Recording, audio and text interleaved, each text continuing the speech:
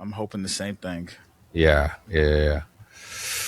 All right, let's get this thing started. What's up, y'all? Welcome to the Neue.Indie.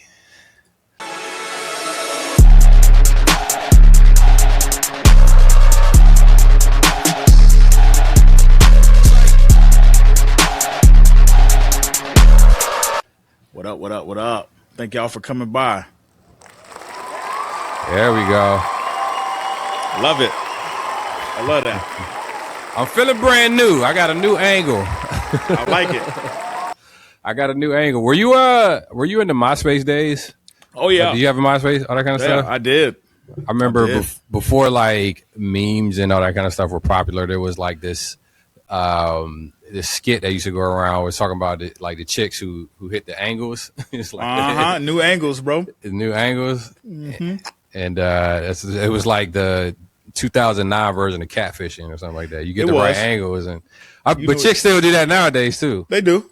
Dudes do that too, but that's another thing. Hey, another conversation. Watch yourself. Watch it. Watch it. How we feeling, Frank? Feeling good, man. This is episode 12. So I'm encouraged and excited to continue building, bro. I'm feeling good. Yeah, man. It's been dope. It's dope stuff. What we got on the docket today? Yeah. Well, first of all, thank y'all, man, for pulling up. Shout out to everybody that's in the on IG right now. We're streaming live on IG. We put out a link as well in case somebody want to jump into Riverside with us. But appreciate y'all for showing love for the pod. Everybody who been watching, we still early in this thing, so we getting loose. You know what I mean? Yeah. Stretching it out, trying to just learn this whole world of podcasting, and it's been a journey. It's been good though. It's been a journey, but I feel like I got something else I need to talk about before we jump in here.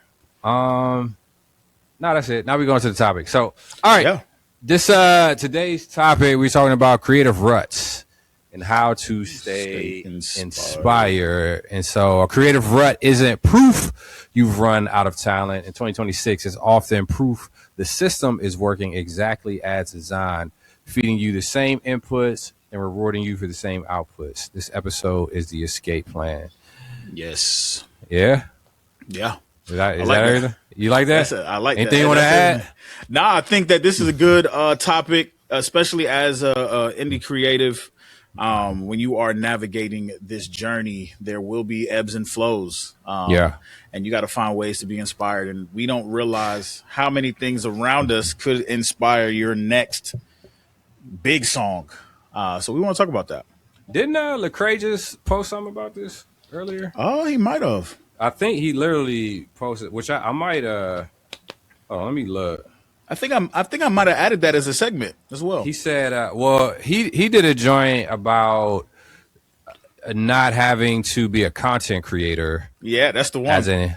But there's another one that he posted, and I didn't get a chance to watch it. I just saw the little tag he had. Oh, the tag above it. It said writer's block isn't real. So I feel like it's kind of in line. So I might play this later. Yeah, at the top of the segment. Be dope. I have no clue what he's talking about. So me neither. So it'll be So we'll see that together in real time. Yeah, man. Hey, y'all, let me know if y'all like this angle better than the other one. Actually, I kind of like the other angle just because I spent a lot of money on it and it looked legit, like how every other. Yeah. But this is the Frank angle right here. I call this the Frank angle's this crazy. Is the Bentley. This is the Bentley angle right here. Angle, you know what I'm saying? The top down. You heard? You know what I'm talking about? Hey. All right. So in our segments today in music news, actually I might skip this one. Maybe we could save it because I want to. There's another LeCrae, I guess, reel that we just talked about. We can put them together. Yeah. Yeah, I might actually want to save this one for next time because if that's cool with you, Frank. Yeah. But in film and entertainment news. All right, this one says great content creates great business. Spider-Man breaks records. How this also applies to the music industry. So we want to talk about this from Mr. Demiza. The GOAT, bro. Yeah, man. I feel like between him and who else like shows up? I feel like a lot on here. Between him, Sync Money is dope. Sync Money's dope. Eric Campbell I feel like there's somebody else. Somebody else we pull their reels a lot. Use all the time. Yeah. But anyway, but speaking of Kato, we got some updates from Kato. I've been liking a lot of. I mean, he's been doing it, but I feel like I've just been paying attention to him more. Kato, producer. Yeah. This is our culture and current events segment. Some news on YouTube. YouTube views are easier to build, but income might not change. So we want to talk about YouTube is switched how they count views now, which I think at a glance most independent artists would probably be excited about that. It's like, oh shoot, all right, I gotta wait 10 seconds to for it to count. As soon as you hit play, it counts, but does it count where it needs to count? It's a question. And it's if it's too good to be true, if it's too good to be true, it usually is. And shout out too, I got a little bit more. I don't know. Was like I'm able to trigger sound effects a lot easier. We about to go crazy with the sound effects. There we out here going crazy. I got all of them. You know what I'm talking about? It's that easy. I like it. I like it. I'm gonna be dropping sound effects for no reason at all. Yes, no reason on your head top. But yes. All right, and then in gaming news, we got AI is making games more expensive. I'm interested in this one. I didn't even watch the reel on this, but yeah, I'm glad you found it. But the headline itself is really interesting. So, yes. Lastly, in sync news, BMG and Suno reach a licensing deal. And then there's a little question on here: would you opt your catalog into an AI licensing deal for a check today? Yes or no? But let us know in the comments. Would you do that? That's a good question. Yeah, would you do that? Let us know in the comments. Would you opt into an AI licensing deal for a check today? Yes or no? Let us know in the comments. Actually, we need to check out IG too. Yeah, I feel like, and be truthful. Be truthful now. Don't lie. It's okay. All right, I'm trying to pull up. Yeah, I'm making sure it's up too. All right, we locked in. Yeah, we live. Let me turn the volume down.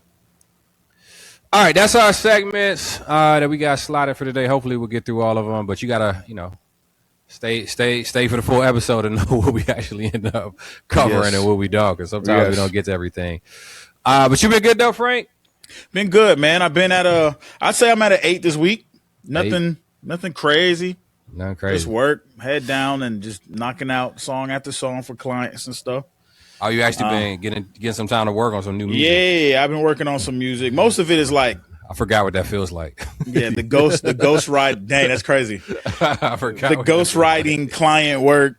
So I'm knocking those out. So that's what I just been doing. But other than that, solid 8. Mentally in a better spot. Doing good, bro. I've been in. So I'm at like a high 8, low 9. I'm in album mode right now. We just love it. Start dropping some content on the grid. You know what I mean? Seen it. What? Start dropping some. I haven't done like a rollout like this since probably like 2017 or something like that. Oh man! So they in for a treat. That's what it sounds like. It's been a minute, man. It's. So if you'd have asked me last week, probably last week, I would have probably been like a 6 or a 7 because I was overwhelmed. I've 1000% empathize with every independent artist that's out there right now that has that's on the content hamster wheel, which I might even do the I don't know. It's a toss up whether or not I'll do the LeCrae segment because this actually ties into it very well. So I might actually lock in on that segment. Yeah, because he was talking about this, like you don't have to be a content creator in order to be an artist. You know what I mean? And he's saying, a lot of the podcasters will say that. And I kind of believe that to a degree too. Like I have a nuanced view on it because I do think you need social media for sure nowadays. And I don't think this is what he's arguing. I think he's arguing of the mindset of like, you have to be like a content creator who's, it seems like sole mission is kind of entertainment and views, you know what I mean? But either way, like I'm just in that world right now where I'm like for one song, we got like 18 pieces of content kind of slated just for the single. That's and fire. I have like three other singles coming out, and then we didn't even talk about, the album drop. Yeah. So it's a lot, man, and I'm learning a new tool, new tools on the design side. So for those who don't know, in my past life, I did design and branding, and that's what I have my degree in. That's what I went to school for, but I don't do that as a profession anymore. It's kind of supplemental now, but yeah, man, I'm like, blowing the cobwebs off and challenging myself, and I'm already busy enough, so now I'm like adding content creation. It's a lot, and learning to do school. Yeah, so but the redeemable side, I did create a like Hootsuite and those type of platforms where you can upload one piece of content and they go to everything, to a bunch of yeah. So if like it comes in handy when you're doing content creation, obviously, because you can push it out to a bunch of places just by creating one post through something like Hootsuite. You know what I mean? Yeah. But the thing is, with Hootsuite or any platform like that, the more profiles, like social media profiles you have, and the more platforms that you want to post to. So you can have multiple, IG profiles. Yeah. But then you can also have multiple brands, and multiple formats you're trying to post. And so the more you add, the more the bill starts to run up. And we have we're in that place as a company, and just personally, I got a lot of IG, accounts. Yeah. But I also knew we needed some type of system in order to aggregate all of this content that we're doing. But I wanted to figure out how to do it in a, economic way. So good old Claude. Good old Claude. Coming in for the win, man.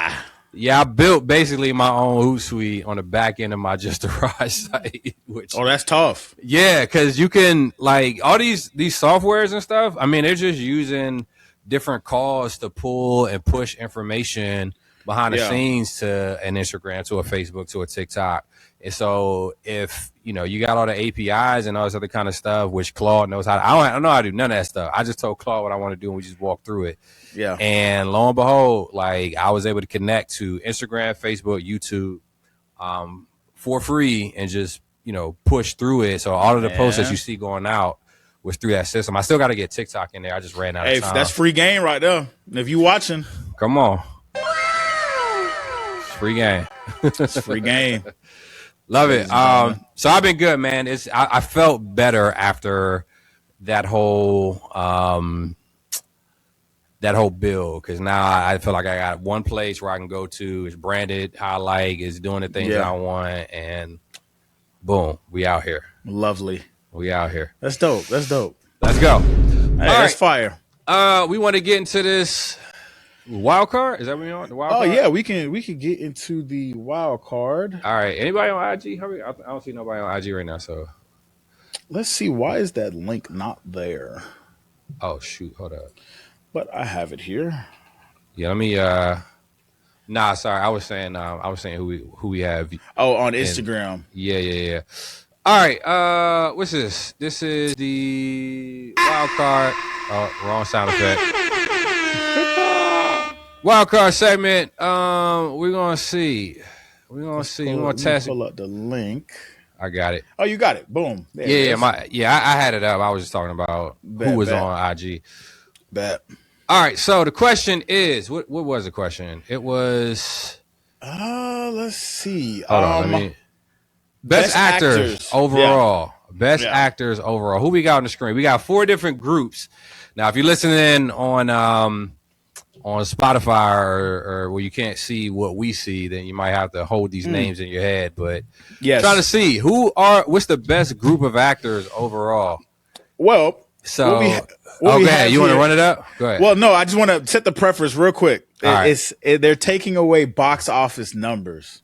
So they're not saying who has the biggest film or grossed the most. Just acting ability. Just acting ability? There's acting ability. Best actors overall. Okay. Just pure acting. Just range in pure acting. So yeah, that's all I wanted to add in there. All right. So who the groups we got? We got Group 1. Yes. Denzel, Michael B. Jordan, Tom Hanks, and Matt Damon. That's group 1. Fire. Denzel, Michael B. Jordan, Tom Hanks, and Matt Damon. Which was, for the longest, I didn't realize Michael B. Jordan's name is actually Michael Jordan. Yes, bro. I never even put that together he until had to add that B in there. To talk about branding. Like whoever's on this team was smart for that because I didn't even think of Michael Jordan this whole time. Anyway, smart. Group number 2: Morgan Freeman, Robert De Niro, Brad Pitt, and what is his name? Timothy Chalamet. Timothy Chalamet. That's group number 2. Morgan Freeman, Robert De Niro, Timothy Chalamet, and Brad Pitt. Group 3. Who is this? That's Samuel L. Jackson. Samuel L. Jackson, Idris Elba, Tom Cruise, and Johnny Depp. Okay. Samuel L., Idris Elba, Tom Cruise, and Johnny Depp. And then group 4 is Will Smith, Lawrence Fishburne, Leonardo DiCaprio, and Jamie Foxx. Again, Will Smith, Lawrence Fishburne, Leonardo, Jamie Foxx. These ones are harder because it's like, it's so many, like so much. It's freaking 16 people on here. Yeah. I mean, so you got to kind of like try to identify like, all right, who's good at what, you know what I mean? Like, and also we're taking away box office numbers, all that kind of stuff. We're just pure acting ability. So where I go first is like, who are the actors on here who have the most range? Who has the most range as an actor? See, and here's why the grouping is very interesting. And I love Michael B. Jordan. I love Michael B. Jordan, bro. You know what? I'm not even gonna say what I'm not even gonna say what I was gonna say. Whenever you start off with, I love this person. I love this person. It's never a compliment coming at that on the other side of it, dog. I love Michael B. Jordan. Don't get me wrong. Like his films that he's in, I have to take away the films at just pure acting ability alone, which he's a great actor. I do think that he's also a person whose roles have been very similar. So I have not been able to see that range yet. Yeah. All that to say, we have groups with people whose range are insane. Yeah. And then other people who's kind of been in the same, role. Johnny Depp is that guy for me. Like he plays the weird guy in every movie. Yeah. I'm thankful that you said that. I got an ongoing argument with one of my best friends about who has more range. What is it? Robert Downey Jr. or what is bro's name? Why am I drawing the blank? Johnny Depp. Johnny Depp. Yeah. And I always argue for you, Robert. Whoa, wait a minute. Wait a minute. Robert Downey Jr. has more range than Johnny Depp. Are you kidding me? Did you see Tropic Thunder where he played a black guy? Yeah. Okay. All right. I'll give you that one. What else? Range. Iron Man. Okay. You know what? Okay. Give me range. When I start to think about it, when I start to play it out in my head, because when I think about him playing Sherlock Holmes and Iron Man are almost like 1,000% the same. When you start to think about it, I'm sorry, I gotta cut you. When you start to think about it, for Robert Downey Jr., he always plays the witty, arrogant, sarcastic a-hole in like every freaking role he plays in. These are facts, but I feel like Johnny Depp also always plays the weird. So so here's the thing. This is why I say I have range. He does play the weird guy, but he plays vastly different weird guys. Like he will transform as a character. So if you think Pirates of the Caribbean to Edward Scissorhands to Willy Wonka, and he was in was it Rush? No, it was Blow. I think he was in the movie Blow or something like that. And then Ebenezer Scrooge. There was another one called what was it called? Not it was it starts with an I think. No, it's Transcended or something like that. I can't remember. But it's a sci-fi type joint. Like he can play very serious roles. He can play very quirky roles. You know what I mean? Like when I look at that, I look at range as like I almost don't recognize you from role to role. You know what I mean? And I feel like some of these we're probably deviating from this whole. It's base building for why we're gonna pick who we're gonna pick.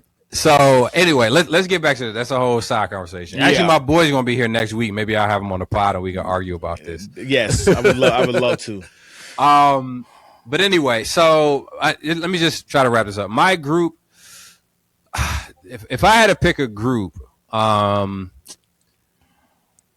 a gut check, I'm getting rid of groups right now. That's what I'm doing. Yeah, I would probably give it a group 2 first.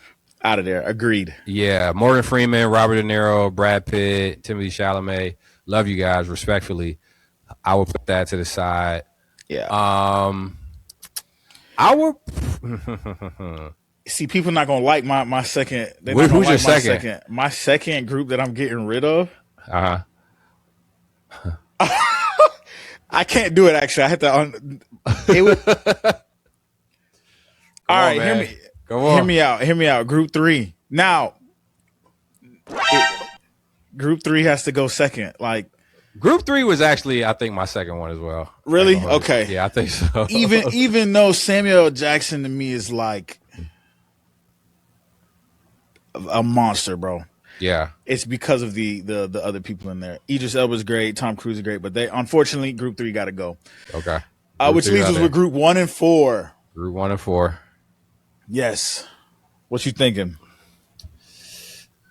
All right. So, out of movies that I would probably actually want to watch, I would probably be group 4. Would be like my final pick, which is Will Smith, Lawrence Fishburne, Leonardo, and Jamie Foxx. Yeah.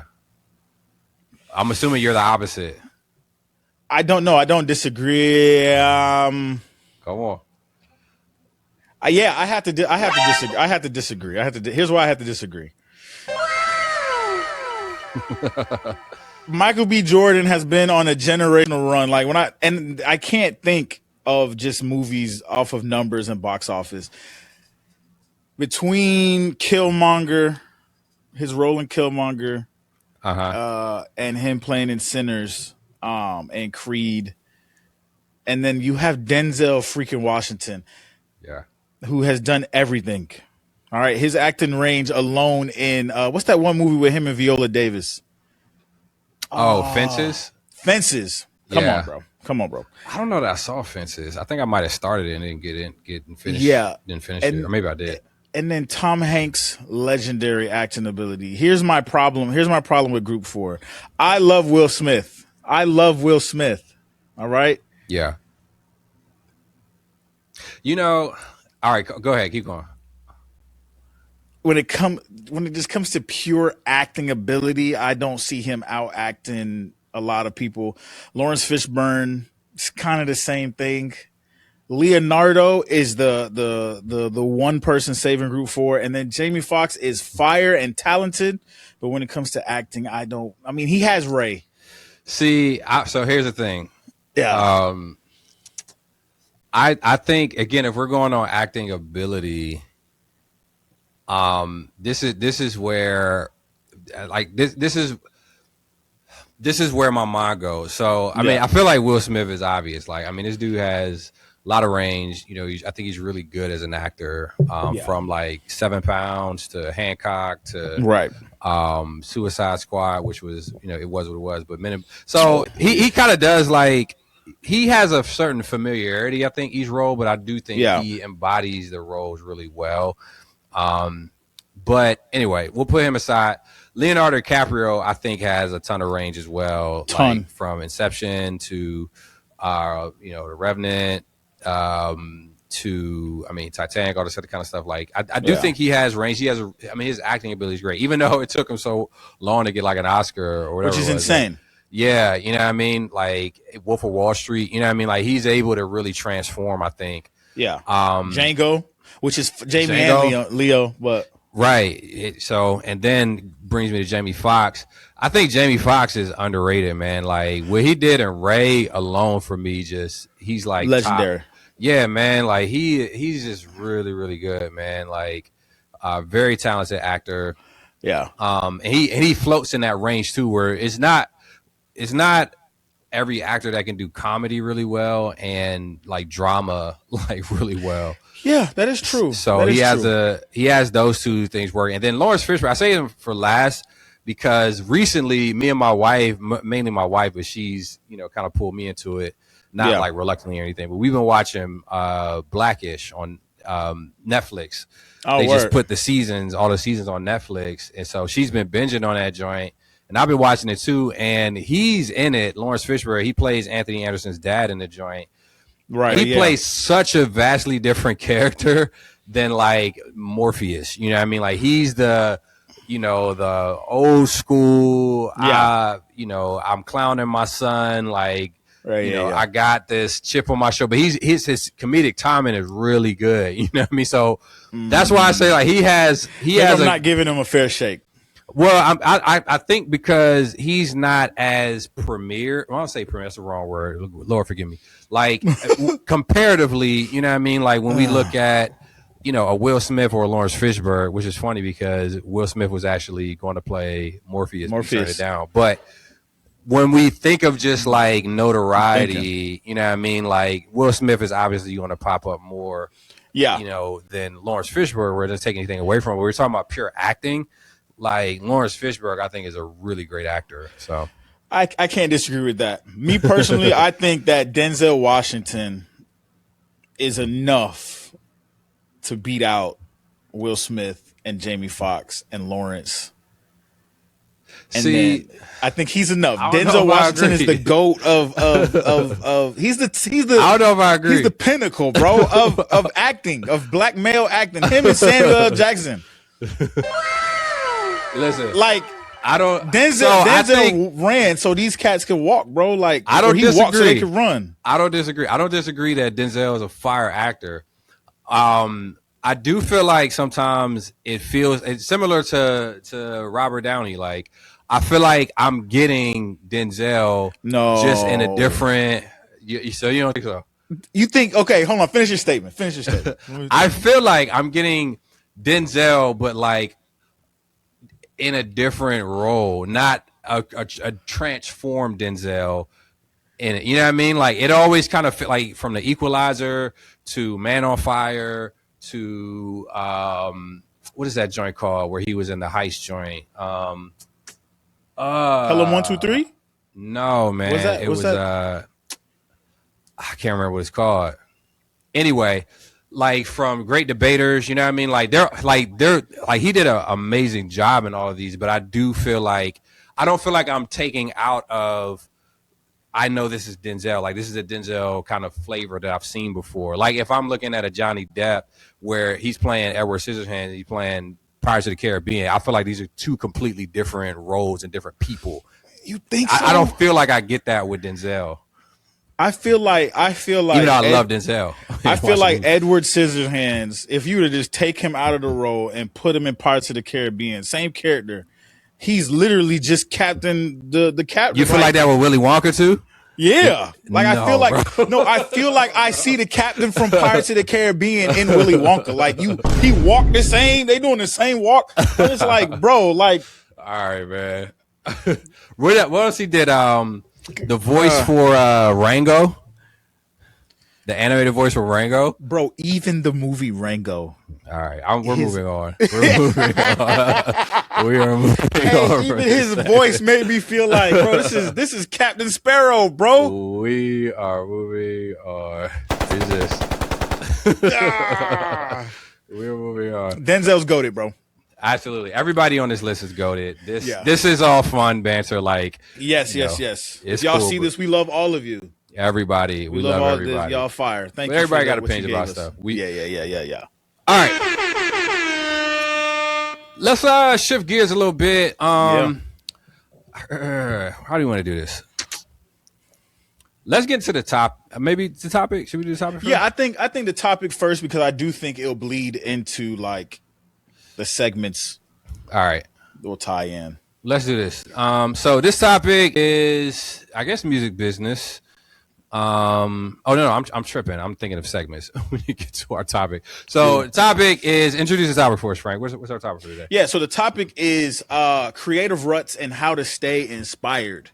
Yeah. And all of that in layman's terms is just like, we all get writer's block. We all deal with, I wouldn't even just say writer's block because I think that's very a situation in a time. I think that there are seasons where you feel like, dang, creatively, I'm just not outputting or achieving the goals that I want to achieve.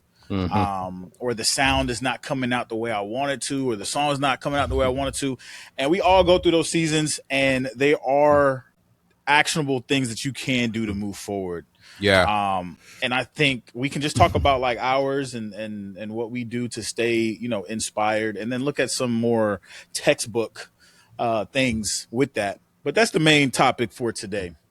All right, writer's block. Mr. LeCrae had a post about writer's block that I haven't even listened to, so we're gonna listen. All of us are gonna listen to this real time. Facts. All right, so let's see if I can get this queued up real quick. Turn up the volume. Under-inspired. Here's my unpopular take on writer's block. You're not writer's block. You're not blocked. You're uninspired. Under-inspired. You've been producing from the same place, consuming the same conversations, same rooms. You're not all inspired. You know what I'm saying? Stop writing for a second. Go live. Go travel. Go to the Grand Canyon. Go walk. Go listen to something. You know what I'm saying? Go do something worth writing about. And some of y'all, you're not blocked. You just stopped enjoying music. You know what I'm saying? Creativity comes from play, discovery, experimenting. And then somewhere along the way, it started to turn to a job. And now your job is to produce something. So now you got all this pressure to make something great. Stop. Stop making stuff for commercial purpose for a change and just go have fun. Go have fun and play and watch the music sound great. And then some of y'all aren't blocked. You just... You don't want to write about the struggle you're having right now. Write about your writer's block. You always got something to talk about. You're scared to be honest. Sometimes you got to be honest and uncomfortable because you don't want to be exposed. Expose something about your life right now, your marriage, your faith, your ambition, your insecurities. Write about it. Why are you avoiding it? Make it music. Make it art. Right? So you know how to do this. You know how to do this. That's good. That's actually what's so timely about that. I have not seen that video. Yeah, same. And I have a list of like what can we talk about on the pod? So I usually go through it and I read it, and I was like, which one stick out? Which one would work? And I rework it, and this is the one that popped out. So just seeing the timing of that video and this is great. Yeah, he dropped this like literally yesterday, I think. Really? Yeah. Incredible. Legit. I don't think he told one lie in that. Yeah. I don't think one lie. Do you have you experienced what people like to call writer's block, where essentially just the verse ain't coming out, the hook ain't coming out? Like what does that look like in your world? Yeah, of course. I've ran into where I'm sitting in this very same spot. You know, no cameras, no nothing on social media, and I got to get a song out, and I'll be stuck on that mug for like a whole. It gets to the point where I just walk up, and this is how I get around it. I have to leave it.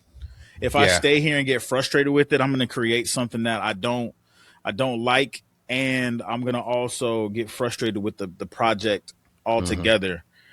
So what I do usually when I run into writer's block, I'll just either immediately work on another record or something else, or get up and go do something else. Go outside, go play with my daughter, my son, something. Just get out the studio. Yeah, I like this idea, or this idea of you're really not blocked, you're just uninspired. Yeah, and I found myself in that place as well. But before I go there, I think it is an interesting like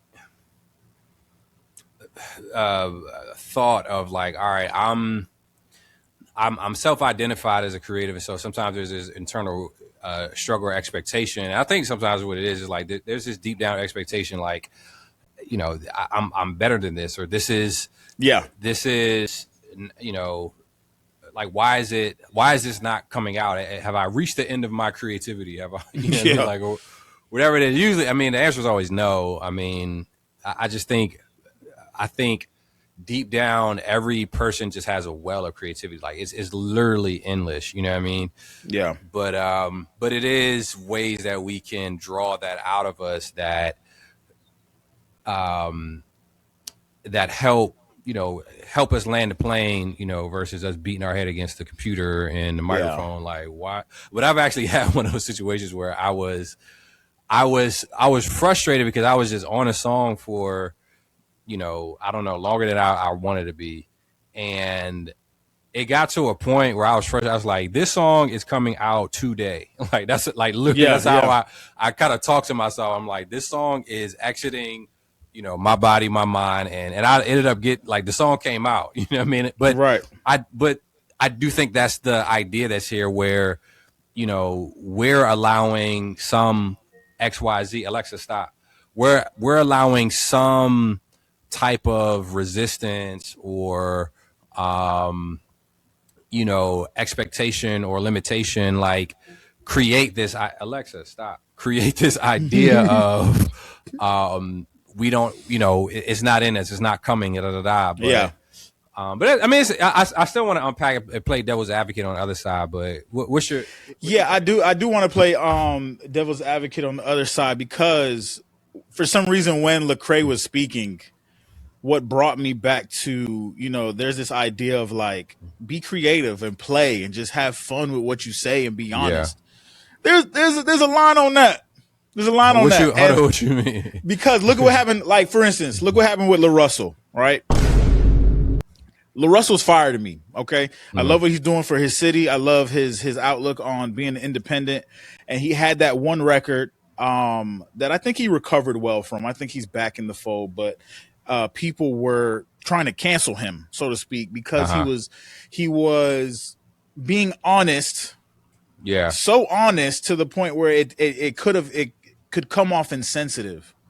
And I think in his honesty and being just that person that's just like, hey, I'm gonna say what I want to say. Right. And he said it regardless if his engineer was like, nah, I think his engineer, his engineer said, don't put this out. And he did it anyway for the sake of being honest in his music.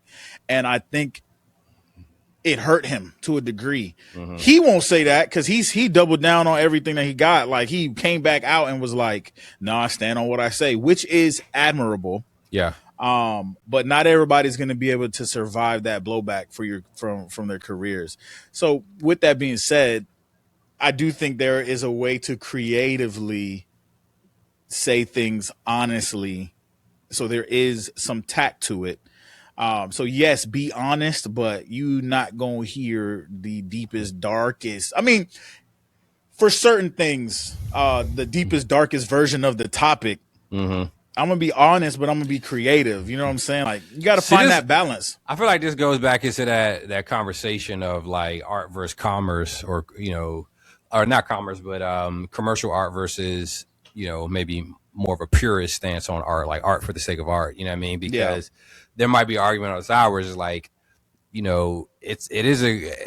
like we need that type of vulnerability and honesty, to, I guess to push, not even to push anything forward, like to be what art is. You know what I mean? It's like art is just being able to creatively kind of express things in ways that may not seem so obvious. You know what I mean? Like, you're connecting other dots in ways that is not as, familiar or common. You know what I mean? And so I think it is that side is like, well, art is sometimes insensitive and does sometimes push buttons and sometimes do that. But I feel like what you're talking about is on the commercial side. You know what I mean? It's like, is it commercially safe?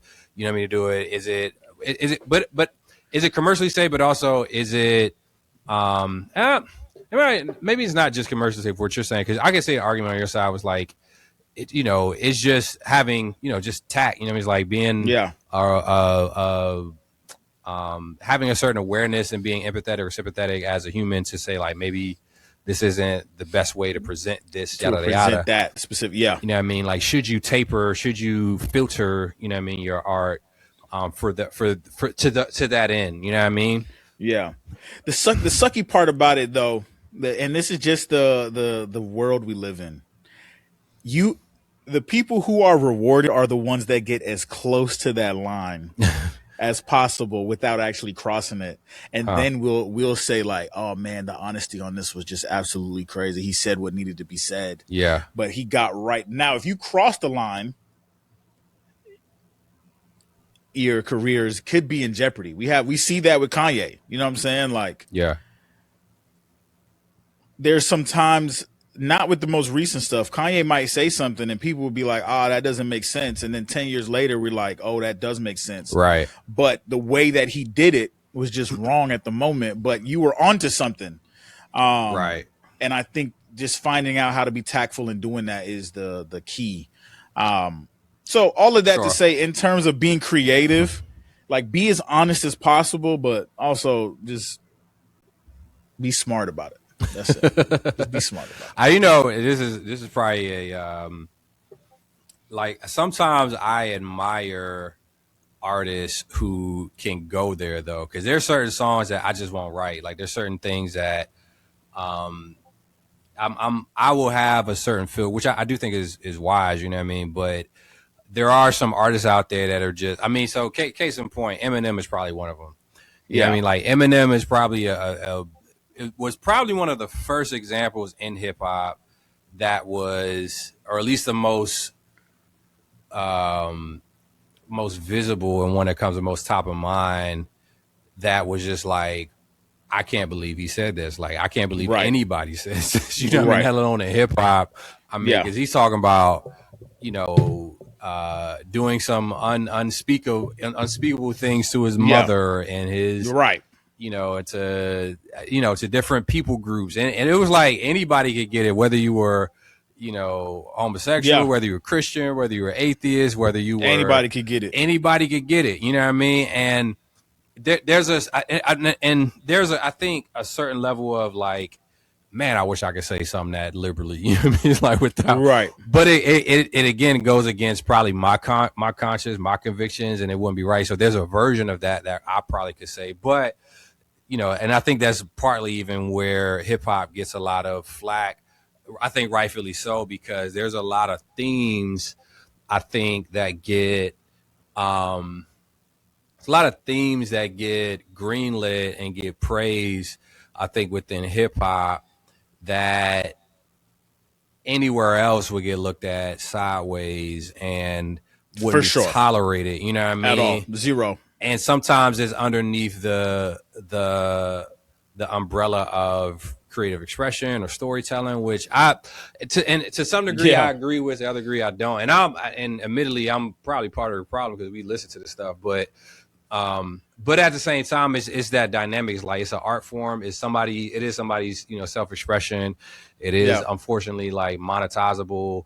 All those things, you know, create hypocrites out of all of us. But but, you know, I don't even know if we're still on topic, but we're just, you know. No, that's good. That's good, because we're putting the parameter on the creativity. Like, we're not saying to fight creativity, be so honest that you're going to prison. All right. But I can't, like, but there's a part of me that's just like, well, why we gotta censor? Why we gotta do that? But there's the other side of me. I don't know if it's like an angel and demon, whatever, on my shoulder. Literally, is another side of me that's just like, hey, just that want to be devious, bro. Hey, bro, just go for it, bro. Say what you got. Hey, talk your talks. You know? Man, hey, but you know what's so crazy about that? That's why, like, when beefs happen, we be like, oh yes, finally. Yeah. He finna let him have it. Like, the whole like. Let me tell you something. All right, go ahead. Shoot. And he finna, you know, he gonna be extremely honest and blunt. Yeah. And we look for that in art. But then at the same time, when somebody's extremely honest, we look at like a Young Thug. Bro, they was playing his songs and using his honesty to convict him. To convict him. So you gotta learn. It's your so what we're saying, your prerogative. Do not get over writer's block by doing that. But you can get over writer's block by being more vulnerable in a situation where, you know, you're explaining something that, or giving an insight that you personally went through. But be smart about it. That's all we saying.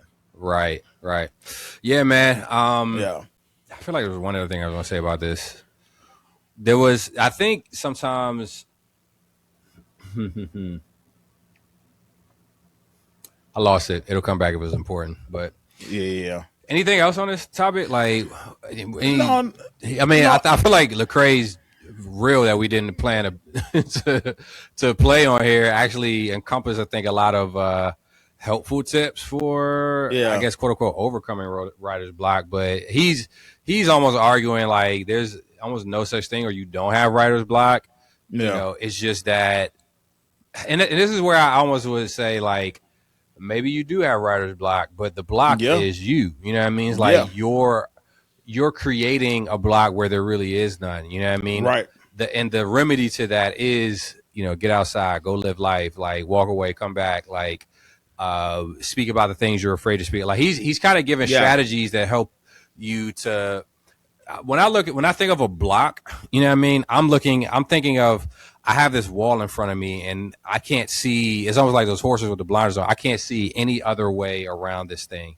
And what I feel like LeCrae is proposing is, hey, how about you turn this way? Or how about you turn this way? Or how about you turn this way? Point. You know what I mean? And then you'll realize it's really not a block. There's a bunch of other pathways you can go to get to the end goal of this song coming out that that you've been wanting, but your focus is linear right now, and all you see is this, this roadblock in front of you, which there's other ways you just turn your head. You know what I mean? So absolutely. And I think like for me, if I go watch, and whenever you, and even in sync, we always say like when you watch something, listen to it so you can actually learn what's being on TV. But at the same time, like in music creation in general, all those things that, the way that you find your downtime, those are ways for you, different avenues that you can pull from to then get a different vantage point. Like a lot of times I watch anime. Like I'm a big anime guy.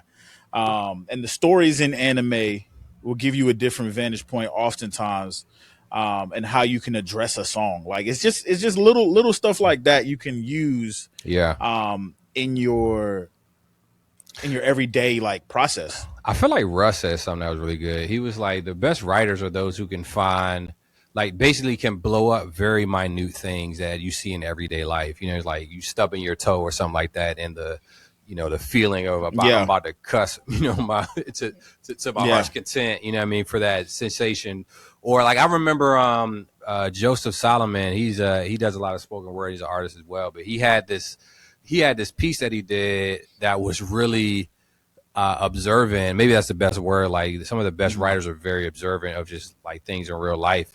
And he said something about like life being as tough as like trying to fold the fitted sheet on a bed or something like that. You know what I mean? Which I'm like, yo, that is a very very good observation. And everybody kind of, you can not viciously, like visually see that and know that frustration of like, yo, this joint it's just gonna be what it is. We just finna photo, keep it moving, but it's so tough to get it perfect. And I'm like, man, to correlate that to whatever he was talking about was really, really, really. That's super dope, actually. Yeah, fire. Yeah. Joseph, if you seeing this, I might steal that bar. You heard? Yeah, that was hard. Yeah, you might be tucked.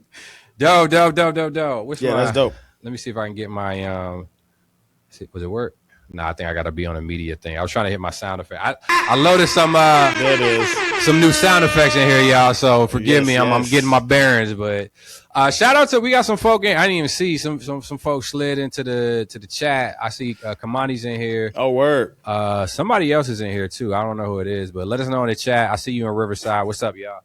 What up? Oh, you know what's so crazy? What Kamani said is actually dope. As another, whenever you are in a creative rut, creating with somebody else, I mean, is a cheat code, bro. Like 1000%. And I think we do this with each other. If you be like, hey man, I don't know what to do with this hook. Hey, what you think? You know what I'm saying? Yeah. I think that is a cheat code. If you run into writer's block, I feel like I do that more with you than you do with me. I got to start throwing you stuff, bro. I always hit you up, bro. Don't hit me up, bro. I ain't wrote a song and I don't know how long, bro.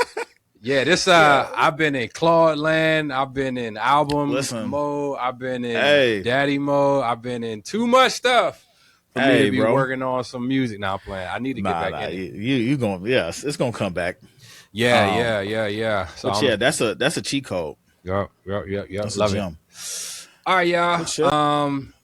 So good segue. Maybe we should. get into our segments. Yes, sir. You pick the segment. Which one you want to jump into, bro? Let's see. Let's do. I think let's do the film and entertainment. Let's go straight into the movie because he does have a dope part about the music industry. Okay, bet. And since we've been talking about that outlook on how to create on the industry, this will be dope. All right, shout out to the Misa again. Spider-Man does $932 million at the box office. Movie theaters are done, huh? Question mark. All right, let's see what we're talking about. When everyone was saying theaters are dead. Well, remember when everyone was saying theaters are dead? Well, Sony Pictures chairman Tom Rothman just threw cold water on that narrative. After Spider-Man Brand New Day opened to a staggering $932 million worldwide. And helped deliver the biggest box office weekend in history. Rothman had one simple response. Well, so I guess movies aren't dead after all. And honestly, he's got a point. The summer has been powered by movies like Spider-Man, The Odyssey, Toy Story 5, The Devil Wears Prada 2, and others, proving something I've been talking about for a while. I ain't gonna hold you, bro. This year has been an amazing year for new movies. Like, there's been. I have to read my list. I have a arsenal of just stuff that I want to watch that I'm like I'm not gonna be able to like keep up with it. And they've all hit theaters. It's a lot of movies. Wow. Great content creates great business. People don't stop going to theaters because they're theaters. They stop going when there isn't something worth leaving the house for. And that's the same lesson the music business, radio, television, even streaming keeps learning over and over again. The platform isn't the problem. The product is. Sony also confirmed they're doubling down on theatrical by restoring Hollywood's legendary Cinerama Dome. And Rothman admitted audiences, not executives, decide what works. Look, this is why I keep saying history repeats itself. Every new technology is supposed to kill the last one until somebody makes something people have to experience. Great content always wins. He said, until they make something that people have to experience. Make something people have That's to a bar. Let me tell you something. Yeah. Hey, he went crazy. Put that on a shirt. You heard? Experiences. Huh. Yeah, bro. Like, and I think make music people can experience. That's it, okay. Bro. That's the rule, bro. Like, and I think the reason why I think this is a great segue. If you are in a block. Like what he said, like in that moment, think about what that experience, what you're trying to make that person experience. That's a way to help you move a song forward or anything creatively forward. And he hit the nail on the head, bro. Like he said, Spider-Man had the best box office week in movie history. Is that what he said? Movie history. And matter of fact, that video is about a week old. And they've broke, I think, like 2.3 billion now. That's crazy. Insane, bro. I plan on seeing this. You haven't seen it? No. I saw the Odyssey first when that came out. Right. And I just hadn't got a chance to go back to the theaters. But this Sunday, I plan on checking it out. So it's a must. Yeah, it's a must watch. But this goes back, and this is partly one of the. It touches on I don't know if we'll get to it while we're on here, but we were talking about LeCrae when he was saying that artists not having to be content creators, and one of the things he was talking about was just being like creating better music, like create better art. You know what I mean? And I do think that I have a saying where like a great song covers a multitude of sins. You know what I mean? Like it can really. For better or worse, I think it can definitely transcend some, transcend just filling the blank. You know what I mean? But again, going into this space of cinema and theater, and he's even talking about movie theaters being dead or done since like COVID and all this other kind of stuff. People have the same judgment against music, and the music industry is like, is it on a decline? And I like the music because he brings up some stats. It's just like, well. You know Clearly what I mean? Not. Like we got some things that could challenge that narrative, and I like to see facts.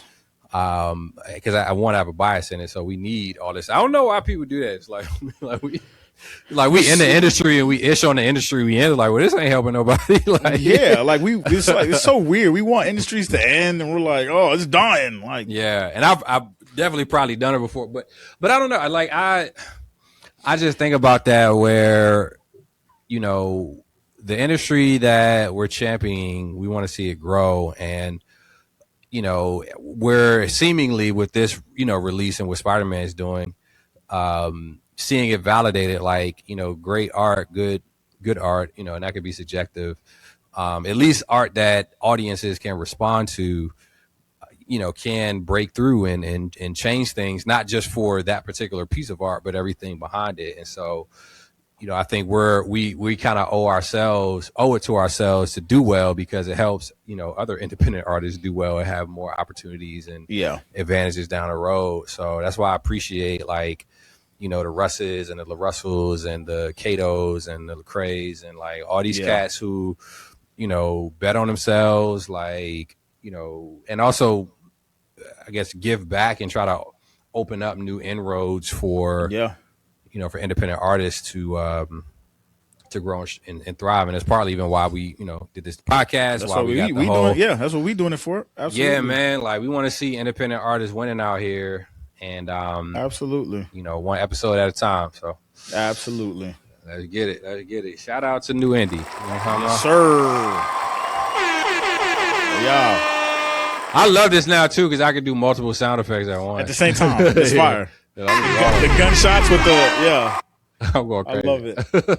All right, man. Where we going next? That was a good one. Yeah, the next one we got in terms of platforms, we got YouTube views are easier to build, but income does not change. Or what segment is this? It's this culture, is culture, tech, and current events. Shout out to Mr. Cato. Yes, Mr. Cato. He got a lot of good content, thing. Man. Yeah. If you're seeing this, it'll be dope to have you on the show, dog. That'll be super absolutely, fun. absolutely. You know, I'm gonna do this. See if I could switch it up a little bit. I kind of like playing stuff through your phone. Yeah, it looks dope. It does. But also too, because I haven't set up Claude yet to for the reels that we do. I haven't set it up. Yeah, to pop up the actual screen share that we're doing. So when I did this, and I posted Cato last time, I feel like it got a lot more traction. So let me play this real quick. Here's what their policy says and what I think it actually means. All right, hold on, run it back. So YouTube just made it easier to get views. So here's what their policy says and what I think it actually means. Starting August 24th, a public view on YouTube now counts as soon as someone presses play on your video. Not after the first 10 seconds, not after the first 30 seconds, but the first second of the first frame. This counts across shorts, regular videos, and even live streams. But this is the part that most of y'all are missing. Because YouTube didn't say as soon as the video starts, you're going to start making money off of it. Absolutely not. Their partner program eligibility and basically your ability to earn money off of your video is still the same. It all depends on your engagement, your watch time, all the different metrics that matter in a really good video. So what it basically means is that your view counts are going to grow, but your bank account and your audience doesn't necessarily grow with it. Now, you compare that to a platform like Spotify, where someone has to listen to at least 30 seconds of your song for it to count as a stream. And that means that 1 million views on YouTube versus 1 million streams on Spotify are two completely different levels of attention. So here's my takeaway.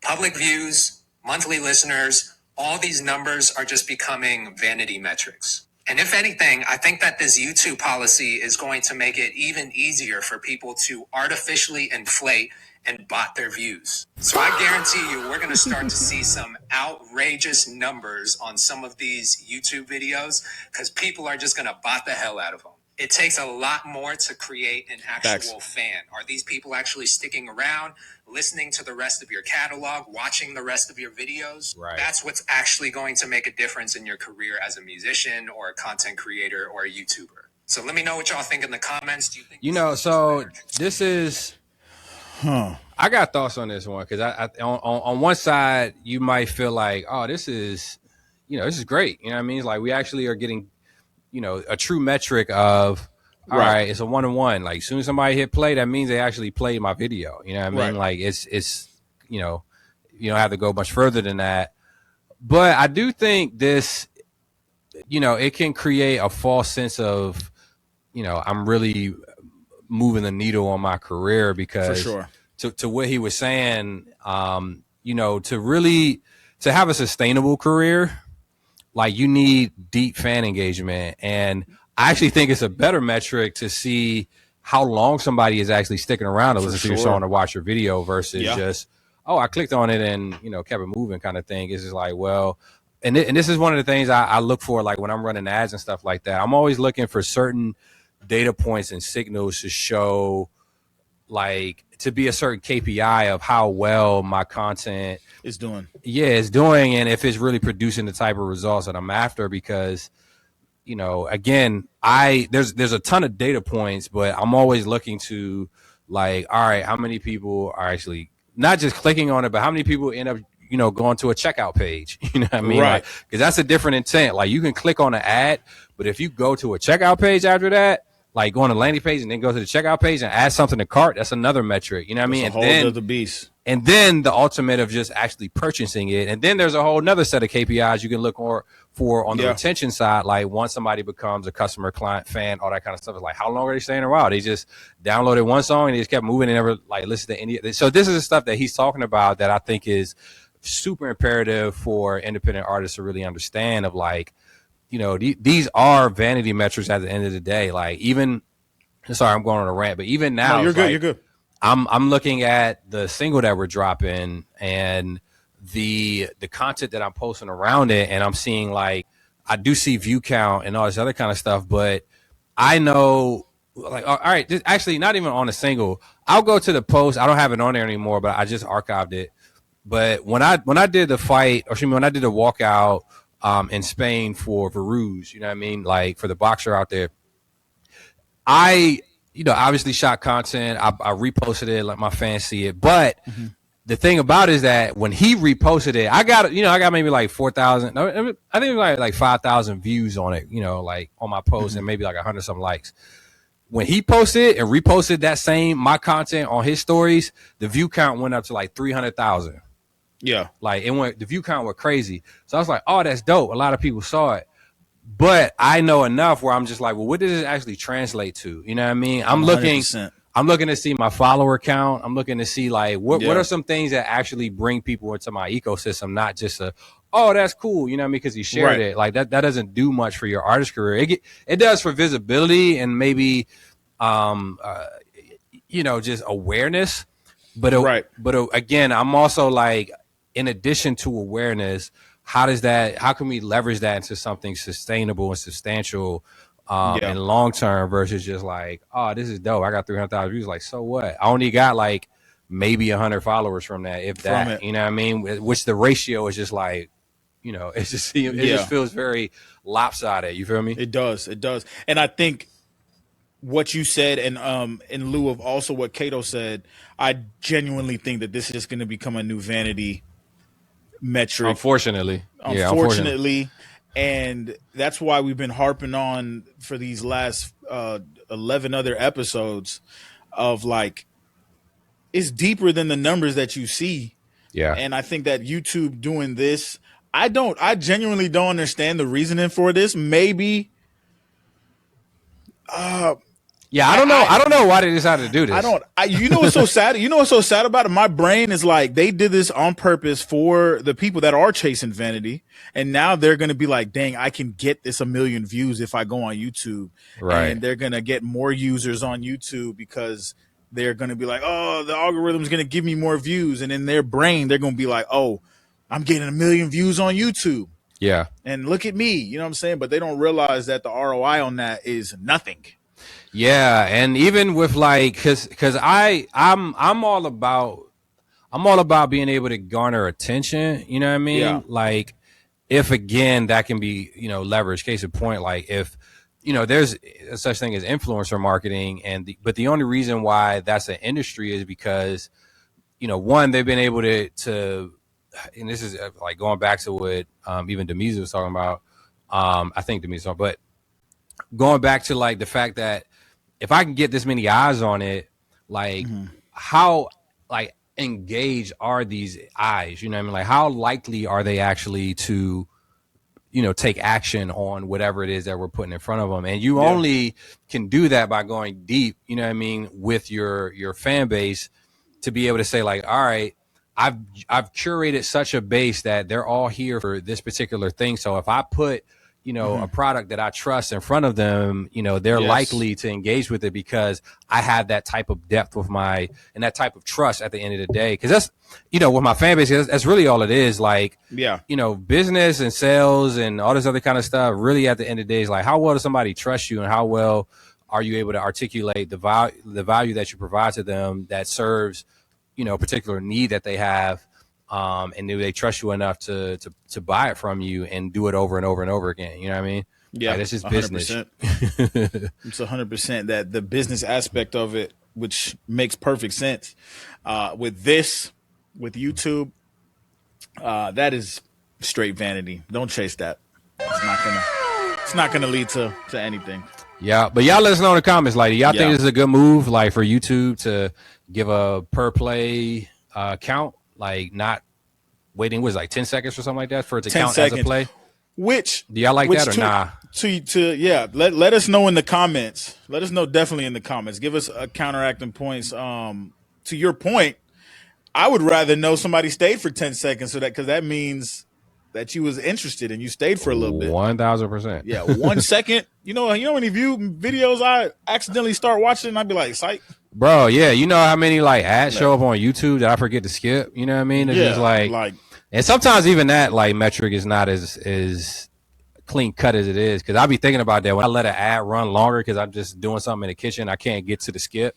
Like now they count me as somebody who's watched for a certain amount of time and they're probably going to feed me that ad again, which is like, facts. I'm not interested in it. I just didn't get to the remote control enough time to skip it. And that's for the next 6 months. That's all you finna see, bro. Yeah. These legal Zoom ads. Yeah. But actually, that's crazy. I actually do use legal Zoom. That's a bad example. Shout out legal Zoom. Hey, they got you, see? Yeah, I would absolutely sponsor Legal Zoom because they help me build a trust. They help me do some copyright stuff or trademark stuff. Fire. Start an LLC. So if you need, like, this is a free promo for free promo. If you're an independent artist, you need some economic legal services. Check out Legal Zoom, and I love it. We're not being sponsored by them, but that's just something I legit use. Not yet. I like it. Come on. Hey, let's pivot. Let's get into some gaming news. AI is making games more expensive, so they say. Now, the purpose of this video, as we're going to get to, I don't know how many of you guys are like gamers. I'm a gamer. Oh, you see that right there? What's that right there? Oh, I see that. You see that, John? That John, you know what I mean? Little, little what? What are you talking about? I do the Will Smith, the Will Smith, what you call it? What? The meme where he like this. Oh, yeah. But so pretty much what's going on is consoles are suffering because of AI data centers taking up key components for the consoles to be made, and this one is just speaking about one that is directly affected. So there's that. 1%. All right, so let's see what they're talking about. And it comes directly from Nintendo themselves. You know that you are running out. In case you missed it, Nintendo is making sure you know that you are running out of time to get the Nintendo Switch 2 for the lowest price. It's going to be for a while, at least in the US. Ahead of a price increase for the Nintendo Switch 2 set to raise the 2025 console's entry point from $449.99 to $499.99. Spotted by Reddit user Mushroom0064 at a retail Switch 2 demo kiosk. Nintendo new warning reminds shoppers that in just a matter of weeks, the price of the Switch 2 is going up. So if they don't want to pay more for the console, now is probably the time to trade that old one for a new Switch. And if you upgrade between now and September 1st, that's straightforward. For $499.99. Is this it? Yeah, that's pretty much it. He starts to talk about bundles but he's explaining it. Okay. I was thought you were talking about the AI jump. Where'd you hear about the AI side of it? Oh, so the reason for Nintendo's is because of the RAM that comes in the devices. They already put it out there that the RAM So I can find that. Is causing that. Same thing with PlayStation 5. I don't know if y'all have seen that. The price on that is insane now. Let's see. Hey, I want to find that particular article that you're talking about because that's interesting. Yeah, if you find it, let me know. But that's you again, like AI strikes again because I feel like it's the it's affecting and touching every single industry. So that's why I was really curious about how it's affecting the gaming industry because at least right now I wouldn't see a downside with AI and gaming. I almost feel like it would be a benefit because maybe they can do what do they call them, the non what do they call them, the players that are not players in the game, like in GTA. Oh, like the NPCs. The NPCs could probably be a lot more intuitive or smarter or right. We're gonna definitely see the ingenuity of that in the game. Right. But getting the console to play that game is going to be a luxury. So it's like, and it's because that it's AI is basically saying we got dibs on all these RAM, absolutely, yeah. Okay. The RAM that I bought right here, it was when I bought it was $80. It is now $500. Oh, okay. And that is how long ago did you buy it? Last year, June. Last June. That's insane. So in what type of markup is that? From $50? Oh, you said $80 to $500? To $500. That is insane. I could rip that out right now. That's a crazy market. Yeah, you better. It's nuts. Facts. All that to say, AI. I know we talk about AI a lot, and you know what's so crazy about it too? On the music creation side, like I'm pretty sure when it comes to getting the new computers, the new interfaces, and all those chips that cause the drivers to run, we're going to see a hike. We're going to see a hike in that too. So this is just one avenue. We're seeing it happen first with gaming because gaming right now, let's be honest, is a luxury. But all electronic devices are coming up. I pulled up here for why the Switch 2 here with Claude. The two main culprits driving the Switch 2 price increase is the memory cost. AI-driven chip shortage. The biggest factor is RAM, and NAND flash memory prices have surged because of AI companies are buying them in enormous amounts, which caused Nintendo to use the same memory. Nintendo uses the same memory supply chain, so its components have now cost significantly more. So AI strikes again. AI strikes again. Yeah. So PlayStation 6 about to be $3,000. And people gonna buy that joint too. Yeah, how long you think it's gonna be till they come out with a PlayStation 6? I give it 2-3 more years, 2029 ish. Because I just got my PS5, so I'm just like, hey man, don't do that to me. They gonna do it to you, bro. Don't do that to me. Timmy is not getting a PlayStation 6 for Christmas. Why? Because Daddy can't afford it. It's $3,000. All right. Sorry, Tim. Yeah, that joint finna be you gonna have to take out a loan to get these joints. Insane. It's about to be nuts. All right. Where we at next? Let's get into the sync stuff. I actually was interested in this one. BMG and Suno reach a licensing deal. Yes.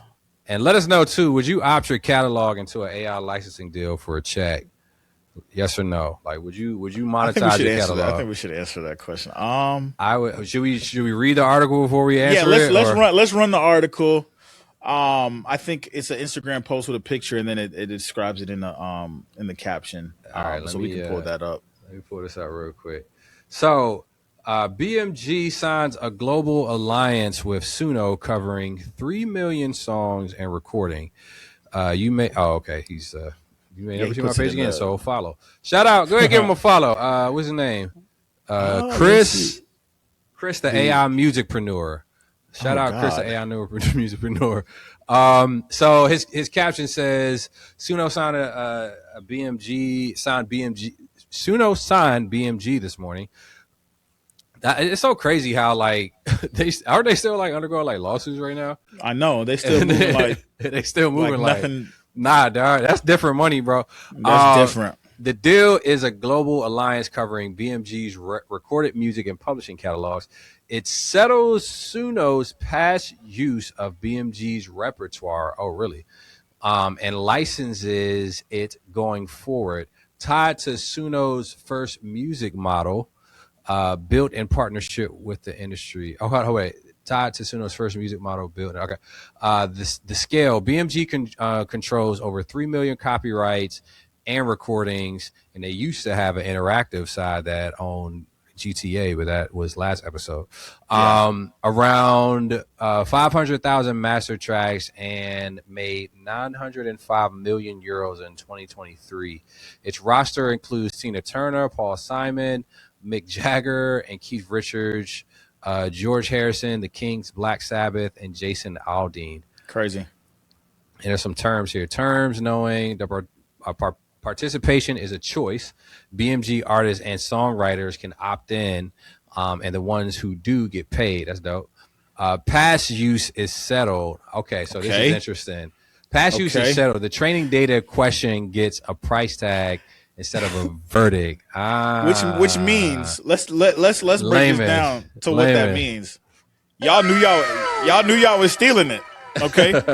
If you have to settle for something, meaning that you admittedly and wrongfully took it to begin with. And now you're paying back. That's so I believe they did, but yeah, them settling just means they don't want to litigate it. I think more anymore. I guess if they felt like they had a case and it was like, no, we did this above board, then maybe they. But even so, some people, like, I don't know all about the judicial system, but from my understanding is like you can choose to settle even if you believe that you were in the right. You just don't want to go through the litigation process. Yeah. So, but in this case, I do feel like they did. Yeah, they did it. You know y'all knew y'all knew exactly what was happening. So yeah, but that's interesting. So the third point though says the deal feeds Suno's next model. Hold on. The deal feeds Suno's next model. The first one builds with the industry instead of around it. Interesting. I know you got thoughts on this. You want to go first or should I? No, you could go ahead, man.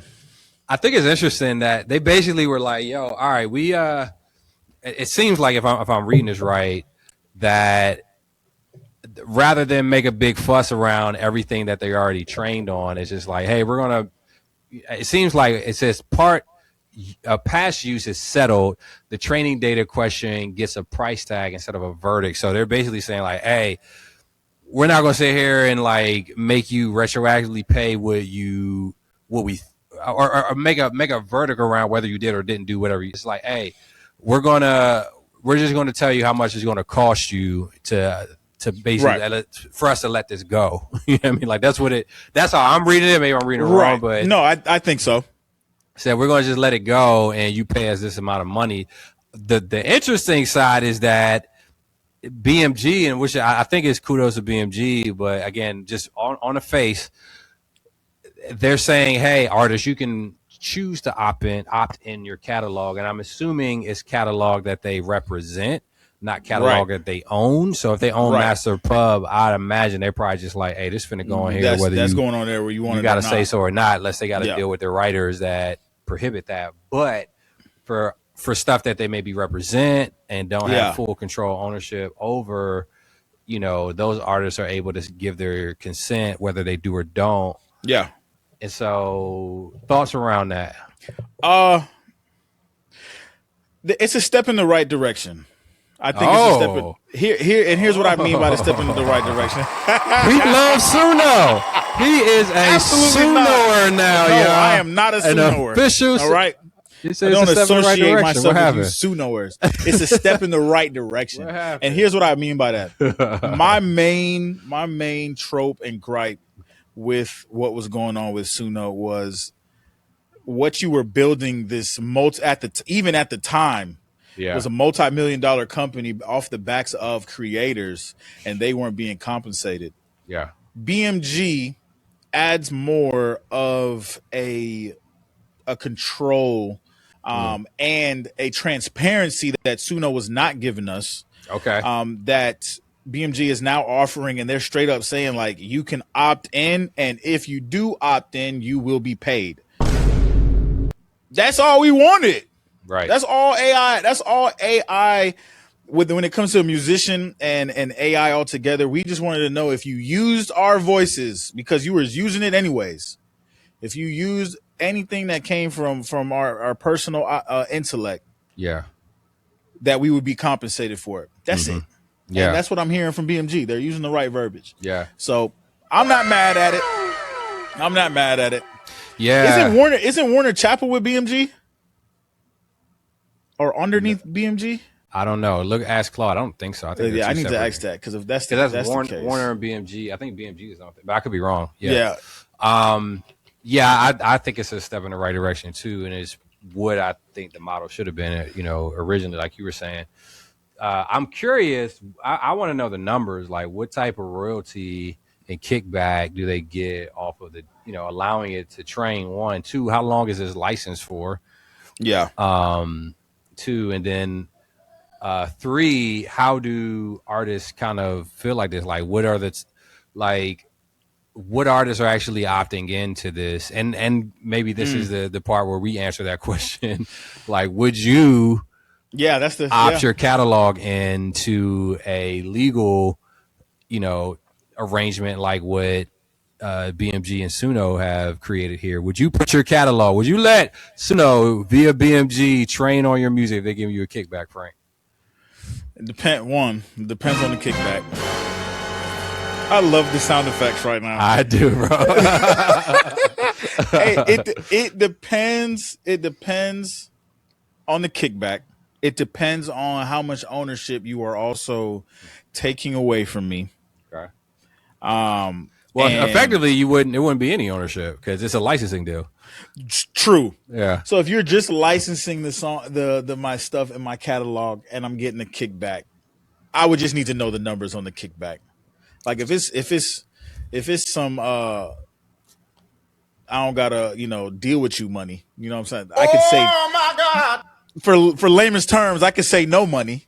Then I would consider it. You would consider it. As long as it doesn't make me I told y'all he Team Suno. Hey, stop that. Team as long as it Suno. don't make me a Sunoer. You know what I'm saying? Like, you said the bag right. He coming to the dark side. Listen, because guess what? The new catalog about to be crazy. I don't know if I'm gonna sell that. You gonna get my past catalog? Nah, that's funny. You know what I'm saying? I would absolutely. If somebody want to buy my catalog right now, I will absolutely sell it to you. Again, facts. The bag is right. But if for me, would I put I probably would. Like if I'm getting a kickback off and I can see, like kind of like what they do on the PROs. You know what I mean? It's like I go look at my ASCAP statement. I can see all the places that my song got used, even if it's kicking me off a couple dollars here and there. Yeah. Whatever. You know what I mean? Like it's extra bread. I don't see a downside to it. But here's the thing. I do think the numbers matter. What that royalty looks like on something like this. And I don't have any real optimism that is going to be needle moving. You know what I mean? And because again, like we're in the streaming era, so they're paying fractions of a penny for your music, like for your song, not a fraction, not your meta. Because essentially, it's like it's taking fragments of your song to train off of it, and that shows up in the new generative output. They're paying fractions of a penny for your full song. So what you think they're gonna pay for a fraction of your song? You feel me? A fraction of your song, bro. It's gonna be a dot and like 20 zeros in front of that joint. That's the crazy part. And you know what's sad about that though? That would actually make me less inclined to give you my catalog, bro. Just now that you mentioned that, because it's like, all right, now an AI model is gonna potentially have your sound. And you're getting paid 0.00000000002. Hey, it's gonna look like that Matrix grid when it be all them zeros. That's gonna be your royalty, bro. Absolutely not. But then they're making millions off of the subscription model on their platform. I'm not dumb. It's you know what I'm saying? the only reason I would be hesitant to do it because all of those opt-ins just create new precedents for just what, because that's what it is. Like streaming was unprecedented. Yeah. You know, prior to it coming out, you know what I mean? Like the motto was iTunes, you know, you go in there, you want a song, you're gonna pay $1 for it. He's like, all right, cool, that sounds right. You know what I mean? Pay $1. Which even some people might have it like you know, a problem with that because I think Nipsey Hussle, whoever it was, like, or like they were selling CDs for $100 a pop. You know what I mean? So that's different math. You know what I mean? Yeah. But streaming was unprecedented until everybody opted into it, aka all the labels opted into it, and so now the race that we have, where you know is what it is because that's just what you know what everybody said yes to. So if everybody says yes to a reality where you know your music is trained on AI and you're getting 0.000000001 cent per you know usage, then you have to weigh out: is that good? Is that bad? Is that further devalue music, or is that fair? You know what I mean? Based on the amount of usage, that is another side of it. Is like, well, I'm only using this much of your actual song copyright. Like, should you get a whole cent for that? You know what I mean? I don't know. You know what I mean? Yeah, like, no, I don't know. I think what they need to do is you need to pay that artist a substantial amount up front and then give them that the royalty that you if they do that. Oh, so almost like an upfront, almost like not an advance, but like a just a fee. You know what I mean? Like an upfront fee, and then a back end to use it. Because if you're talking about somebody's catalog that's generating millions of streams, and it's worth, you know, that's an interesting argument. Not to cut you. Yeah. Because when you think of like traditional sampling, because that's all this is, like AI, you know what I mean? It's just all sampling. You know what I mean? It's just done with a lot of tech. Yeah. Historically, sampling has been, has always, or I guess in most cases, favored the person that's being sampled, not the person who's sampling, because the person who's being sampled has all the leverage. Because it's like, hey, if you want to use my you know, image and likeness, my IP, then you have to pay what I want you to pay, or else you can't use it. You know what I mean? And sampling is not cheap. You know what I mean? They'll take all the points on the song, bro. Like, you want to sample all the points, bro. I don't know if you can look up on Claude to see what the writer splits are on Thong Song by Cisco. Look up what are the writer splits on Thong Song for Cisco, and more specifically, how much did Ricky Martin's team get for that? Because Cisco, and for whatever reason, his team just did not do their due diligence, because he had that one lyric, you know, what is it? Living La Vida Loca, like that. Yeah. That one little line in the chorus, that joint, like they made Cisco put on the thong, dog. It was like, dog, he. Bro, dance for this, buddy. Yeah, man. Like, they took a ton of his, you know, publishing and writers. You know what I mean? Like, that's why I want to see like what it actually was. But Cisco talks about it on a documentary. It was like they didn't like, and Ricky Martin, I think, was his homie. You know what I mean? Like, from what I understand until he seen how much money he was making off that. Yeah, man. Cisco was like, shit. Let me tell you something. I'm just, so that's why I'm like, it is an interesting, and maybe this is a symptom of just where we've come to, just in this streaming era, where artists don't see their intellectual property as valuable as it once was, because labels do. You know what I mean? Yeah. But labels also got pockets to be able to litigate stuff and hold ground, you know what I mean, for the most part. Right.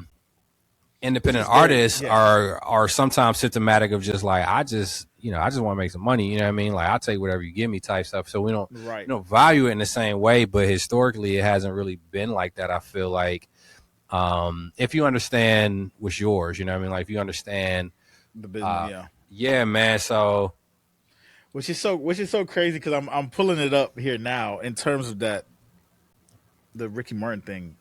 They say I'm making it do a deep dive. Okay. but initially it said that it's not publicly confirmed. But because that, I guess it's Desmond Child was the one who wrote "Living La Vida Loca." So once they found out that they did use it for the Thong Song, they went to court or whatever, and then he went and took back more than 50% of all of it. Yeah. And moving forward, he will now gets the biggest check from that song, crazy, not Cisco. Yeah. They were the people who made the beat. I know, dog. That's what I'm saying. None of that. That's freaking. He gets the biggest check off of the Thong Song. Yeah. Yo, bro, like that's what I'm saying. Like it's crazy how it's not even amazing. Like that line doesn't make the song. Like if you that song is very hooky. That song has so many different parts and so many different standout moments, but the Living La Vida Loca is only a part of the song, and that person owns more than Cisco. Like he could have easily changed those lines and the song probably would have still had the same success. Or they could have cleared it beforehand and would have been a whole different situation. You know what I mean? Like they would have had a probably a minority stake because they didn't probably know what this song was actually going to do. Like once it starts proving itself, we got a stew, baby. You know what I mean? It's like this. Bro, and that's it. They was like, you didn't clear that? And that song going crazy? Yes! Give me that. Give me all of it. I want Give all me that, son. Yeah, and they supposed to be boys. Like, man, hey, should have cleared it. Yeah, man. So I'm just letting you know, Frank, you sample one of my joints without clearance and you go crazy. Hey, listen, I'm going to clear it, bro. I'm going to shoot you a text. You go crazy? Hey, man. I'm going to shoot you a text, bro. I'm going to be like, hey, I use this in my song. It's cleared, right? Right. Yeah, you hit me up before it. That joke goes Thong Song level, dog. I'm out here. I'm on your bumper, son. I'm on your head. Knock at my door like, oh, what's up, bro? I'm going to be outside like... Hey, that's crazy. I'm outside. Hey, man, run me my check. Run me my check. My dog gonna start shooting into the crib. I'm gonna wake up Bentley. I'm waking up Cindy. Everybody. Hey, Frank home? Hey, is Frank home? I'm not. Listen, I'm not. That's hilarious. All right, yo. Yeah, bro. Nah, man. Dope. Oh, what up? We got anything else? Or is it? That's everything. Is that everything? That is. Come on, man. We made it to the end. We got through everything. We did it. Yeah. Good stuff, bro. Yes, sir. Any takeaways, man? Any takeaways for this episode? Clear that sample, even if it's from your friends, because they might shoot up y'all. 1,000%, bro. I'm at the door, son. Hey, we coming. That's crazy. Nah, that actually wasn't a gun sound. That was just me knocking really, really rapidly. Really fast. I was knocking really fast. Really quick. Really quick. You heard? But yeah, main takeaway for the topic, if you are in a creative rut, don't just consume content, listen to content, allow it to fuel your creativity, watch that movie, enjoy that movie, but also be smart and use your life situations to propel and move forward your creative juices and career. Yeah, that's the takeaway. Yeah, man. Let us know what you do to get out of a creative rut. Like, what does that look like for y'all? I would love to hear that. What does that look like? Steal it. Love to steal that. You know what I mean? Because sometimes, the rut shows itself, and we got to un-rut the rut. We got to un-rut the rut. I love that. But yeah, man, that's the main thing. I'm loving my sound effect. I like the setup, man. I see, bro. Yeah, we out here, dog. I tell you, man, you gotta get yours locked in, dog. I do, bro. Once I get it, it's over, bro. It's up. I got the whole thing. We're gonna be battle of the sound effects on here. We're gonna be nothing. It's gonna be 10% podcast, 90% sound effects. Like, facts. That's it. Love it. We'll be out here. All right, y'all. Until next time, we are the new indie, and you are the new indie. Let's get it. Yes, sir.